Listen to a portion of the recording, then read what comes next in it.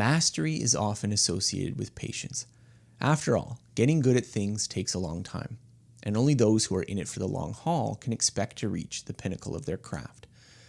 Given that common association, I found it interesting to hear the opposite perspective from Butch Harmon, Tiger Woods' coach during the best years of his golfing career. Those golfers who insist on being patient and letting the game come to them rarely play up to their potential. They play well, maybe win a time or two, but they never reach the great heights their talents dictate. The players who want to learn, get better, and win right now, this second, no waiting, are the ones who exceed in their natural abilities and become the game's great overachievers. Harmon later goes on to explain why Tiger was one of the least patient people he had ever met. When Tiger wants to do something with his golf swing, he wants it done now. No phasing it in and no long-term planning. Once he decides to make a change, he makes it fully and immediately. Then he works himself ragged until he perfects it, exhibiting little or no patience along the way. In Harmon's view, patience was often wishful thinking, the hope of future proficiency preventing you from really working today at what you want to improve. The 5 minutes per day problem and learning hard things. So Harmon's quote made me think about a phenomenon I've often seen in self-improvement circles. It is the idea that what matters most is doing a tiny bit of something every day over a very long period of time. Now, this approach is exemplified by the language learner who plans to become fluent in a language by playing on Duolingo for 5 minutes a day, the would-be novelist who commits to writing 1 page a week, or the aspiring photographer who insists on taking 1 picture a day. Now, it feels mean to be discouraging of this approach. After all, most people do nothing toward their aspirations, so doing something, even a little bit, is better than nothing, isn't it? However, I can't help feel that this approach is akin to the wishful thinking exemplified by Harmon's patient golfers, people who use the slowness of eventual mastery to dodge the demanding work of learning something hard. The logic of minimal habits. Okay, so at this point, it's probably helpful to revisit why this approach is so popular in self-improvement circles. Atomic Habits, a fantastic bestseller written by my friend James Clear, is one of the most obvious proponents of the start small approach to self-improvement. The logic of habit building is very compelling. 1, starting is hard. 2, small habits are easier to commit to. And 3, once you start, it's easier to ramp up and do more. Thus, the logic goes, the person who insists on doing 10 minutes a day on Duolingo is building momentum for a larger habit of practicing speaking with people. By lowering the bar for entry, they begin the self-improvement process. While if they had very high expectations, they may have made it too hard to actually get started. Now, phrased this way, the logic of minimal habits is undeniable. I think it's an important behavioral technique for getting started with anything, especially when the thing you're trying to do feels unpleasant.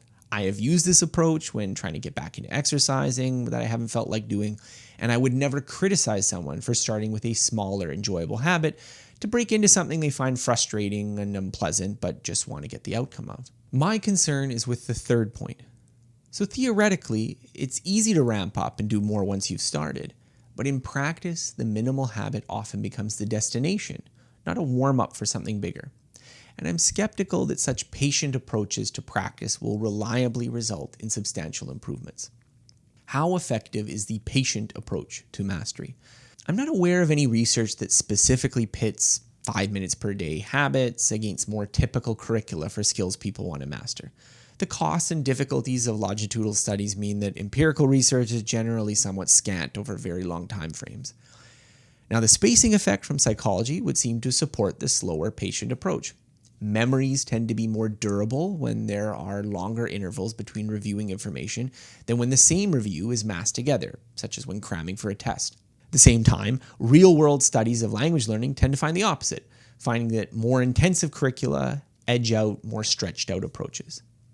So my guess is that which approach is more effective, whether it's 5 minutes daily or intensive bursts, depends on the exact nature of the skill being learned, the practice activities used, and the knowledge the learner begins with.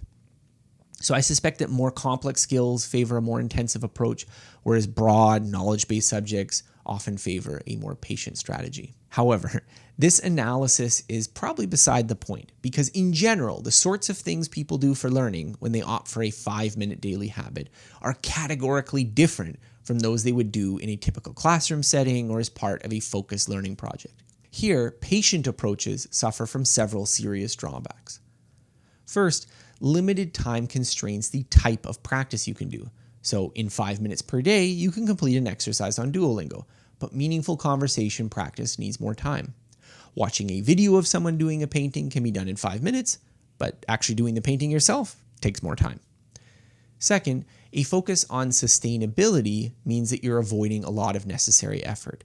So when you pick activities that are designed to be sustainable over months or years or decades, there's a bias against picking anything that's too effortful or hard to do. And this eliminates a lot of the intense, deliberate practice that you need to get good at anything.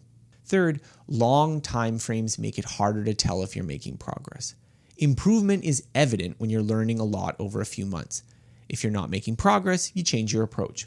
When improvement is something that you expect to occur years in the future, how do you actually know if you're getting better at the underlying skill?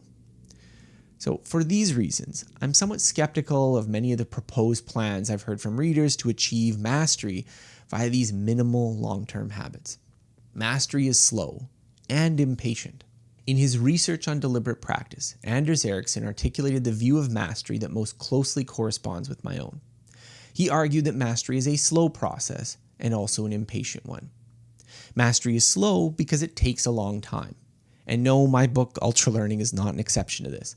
I do think it's possible to learn more efficiently and that effectively designed projects can help people accomplish more than they think is possible. But genuine mastery, not just relatively quick intermediacy, requires a long time, and nothing I've worked on is an exception to that rule. Second, mastery is impatient because the work required is deliberate, effortful, and striving.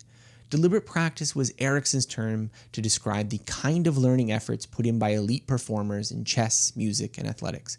It certainly describes Tiger Woods, Harman's most famous student. I believe this is true even if you don't aspire to world-class greatness. Even getting good enough requires a level of commitment that's difficult to reach with minimal habits alone.